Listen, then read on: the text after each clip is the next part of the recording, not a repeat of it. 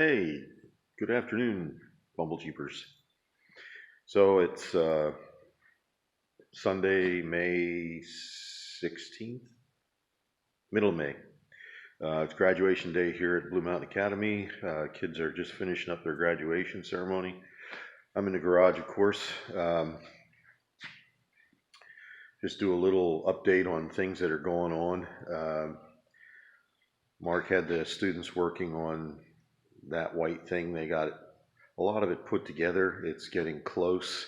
And of course, since it's graduation weekend, there will no longer be student help to finish that unless it takes place next year or next school year. Our school year here starts usually around the middle of August. We end early, we start early. Some other things, come over here. Sorry, just had some of my sesame honey snacks. You can see behind me here, the tractor is again apart. Apparently the clutch and pressure plate that they sent us was not matched. And let's see if I can show you on this one. It's partially assembled, disassembled. But when this pressure plate is tightened all the way up, these are only like a quarter of an inch from this surface here. I don't know if you can see it in the video, but there's marks where when you step on the clutch pedal, these hit this. So that's not right. I checked the dimension from the disc surface to the pressure plate surface. That's within tolerance. Everything else was within tolerance, so the only thing they could come up with was that it wasn't a matched pressure plate and clutch disc. One was a reman and the other was a new. I think it was a reman pressure plate and a new disc. So some of the other things here on this one, you can see I got these long bolts for lining this up when it gets so close. I got one on either side. They're 6-inch bolts. You can see I have a little bit different rig here on the front using a pallet jack, which works really nice when everything is completely disconnected. This time around it only took me maybe an hour or two to get it back to the point where I was ready to pull it apart. I did miss a few things, and so we had some challenges getting it apart. I missed the shut-off cable, a fuel line, and something else, some other minor thing. Once we got those all disconnected, the thing just literally rolled apart. So waiting on parts now. They're sending us a matched disc and pressure plate. And as soon as that gets here, I'll be putting this back together.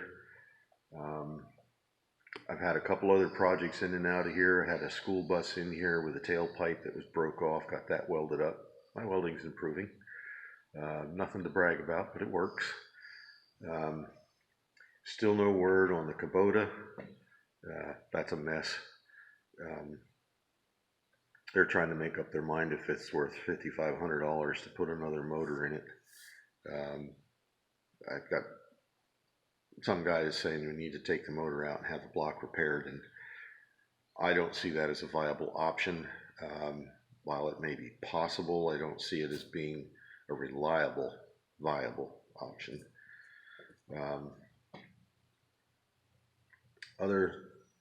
Still working on this. Got a lot of the patching done. This is the, what did I do there? Okay, still running. Got patches done on it. I got I think 7 more to do on this.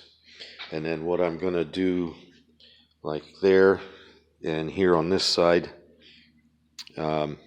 this piece of steel is just the right length to fit between here and here.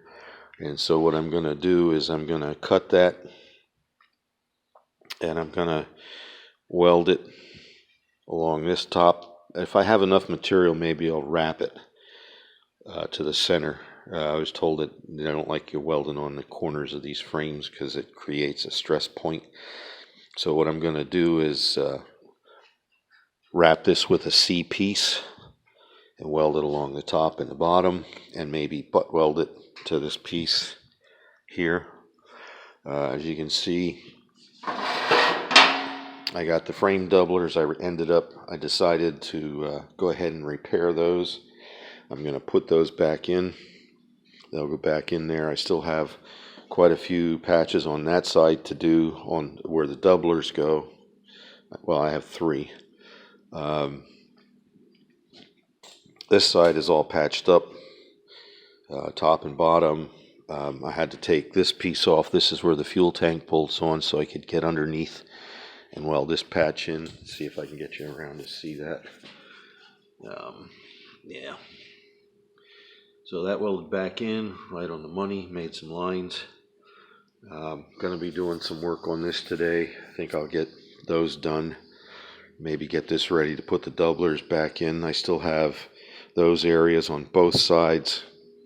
I have that, and then let's see if we go around the other way. I keep showing you the inside of my hand. Yeah. You can see over there some holes in the frame. Those are in the side and in the bottom. Going to be cutting those out and welding patches in. I don't know. Overall, I think this will be fine when it's done. He wants it done by a week from today so he can take it up to St. Clair and have them do the epoxy coat on it before he heads for vacation. Drop it off and get it back here before he heads for vacation, and then I guess I'm supposed to start putting it back together. Realistically, this took me to blow it apart this far. I mean, you know, till the point where he took the frame up and had it sandblasted. The repairs are something completely different. But to blow it apart this far took me, I don't know, maybe a day and a half, 2 days tops, maybe 16 hours tops, more like 12, I think.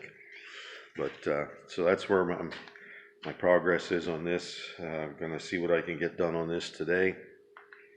I may do another quick video at the end of the day when I'm done welding and get tired and want to head back over. I have some other projects going on here. Been doing some customer vehicles. Just minor stuff to stay busy. There's some of this stuff has been sitting here for a while.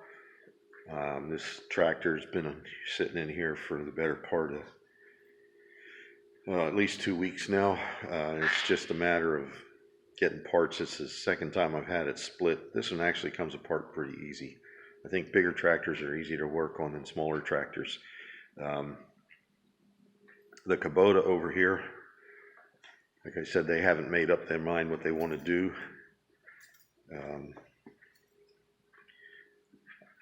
If this thing disappeared out of the shop, it wouldn't hurt my feelings a bit. These smaller tractors, there's a lot to take apart before you can split them. This is the mount for the front, for the bucket loader in the front, and I'm pretty sure that has to come off before I can split it. Splitting it up front doesn't look like it's too bad, but my problem is here, where this is sitting, I got to do it through blocking to prop ends up so I can separate things. I still haven't removed the head. They're wanting me to take the head off and see if I can see what the damage is on the block. I really don't want to do that. Although at this point it wouldn't take more than a few minutes to get that head off. Yeah, it wouldn't hurt my feelings if that disappeared at all. No progress on the Bumble Jeep. You can see over here they were doing a little decorative work for this white Caprice behind me there.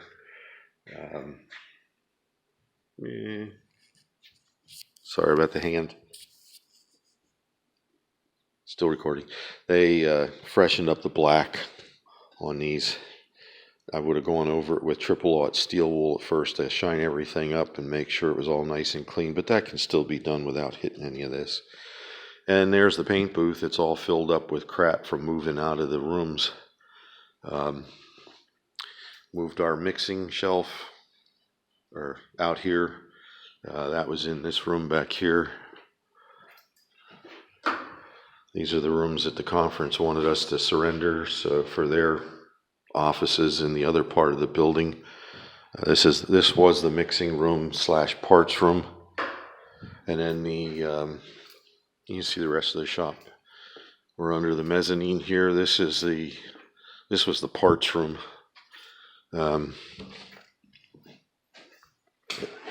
Get a light on in here. We still have a few things to take out of here, sweep the floor, but they've pushed back the deadline a couple of weeks just because of permitting issues.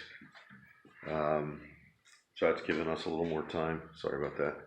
That's given us a little more time to find places for everything and rearrange everything. I'm trying to get this set up over here. I want to do more fabrication. I'm really enjoying the welding and the fabricating I'm having to do to repair that frame. Why would you fix a frame like that? Well, $5,500 for a new one, and that's just the frame. That doesn't include any of the other parts that they recommend replacing on these when they do the frame swaps. If you look up on YouTube, you can go and check out the dealer frame replacement on these Tacomas. And I watched one. It was, I don't know, 20, maybe 30-minute video, time lapse mostly. And it was one guy working on it, and he worked on it. He had a little help with the heavy lifting portions of it, like taking the bed off and stuff like that. But the majority of the work he did by himself. And it looked like he was 5-6 days into it to do the complete frame swap. He did things a little bit different than I did. That's just, he had more experience with the Tacomas. I've only ever done frame swaps on a Silverado and on a Trailblazer. And he had better equipment than I had. I have decent equipment here. I have the twin post hoist to do the heavy lifting for removing like the cab. But anyhow, it looked like it took him, if I counted correctly, it looked 5 or 6 days to do the frame swap. And there was a bench and a half full of new parts that were going on this thing. Front suspension parts, shocks all the way around, lines and hoses, all kinds of stuff. There may have even been new coil springs in the front, A-arms, upper and lower. Is there upper and lower? Yeah, upper and lower A-arms. So basically, new suspension on the front of it. I mean, there was a lot of new parts going into this thing, and I think they said at the end of the video the total bill for the frame swap, if it had come out of the customer's pocket, would have been somewhere around $12,000 to $15,000. That's a lot of money for a truck. This one's a 2007, I think. Yeah, that's about right, 2007. And it was a shame Mark missed the swap date by 3 months, and that Toyota's inflexible on that. But the guy that bought it's happy with it, and he's thrilled with the work on the frame so far. He's just wishing it would be going a little faster, but I can only spend so much time on it. I am committed here to do the majority of my work on school vehicles. So, stuff I do on the side, the school wants money for the use of the shop, and that comes out of the customer's pocket, not out of mine. So anyhow, that's where we are. That's where I am. A little regretful that I'm not getting to spend a little more time on the Bumble Jeep. Would love to get the paint work finished on that. I think I will be bringing the PT Cruiser in and doing some of the repairs on that to get that ready to pass inspection. There's some little spots on the subframe, uniframe on that need repaired, 2 little spots in the front for inspection. And then I got to sort out the power steering, whether it's the rack or the pump. I'm hoping it's the pump. That's pretty much it. That'll be coming in probably sometime in the next couple of weeks, next month maybe. I'm actually kind of looking forward to that a little bit, something different to work on. So that's it. Thanks for hanging. Appreciate your time. I'm up to 95 subs, which is awesome. It means I'm only 5 away from 100. Sorry, I'm digesting my nosh. Anyhow, if you haven't subscribed yet, you like this sort of thing, hopefully in the near future there will be more on the Jeep, and there'll be other assorted stuff, as I get time and opportunity to record. I mentioned a couple videos back, I'm not always able to record. I have other people here in the garage, and it's not cool for me. So anyhow, thanks again for hanging and for your time and for your subscription. If you're not already subscribed, just hit it, got nothing to lose. Doesn't cost you anything, helps me out. Not making any money on this channel yet, getting a lot of views, but not getting getting as many subs as I'd like. But I appreciate everyone I have, and if you have a channel and you subscribe to mine, I'll subscribe to yours. It's kind of big, but I don't know how long I can keep that up, but I'll do it as long as I can. So thanks again. Have a great day. Take care. God bless, and stay well.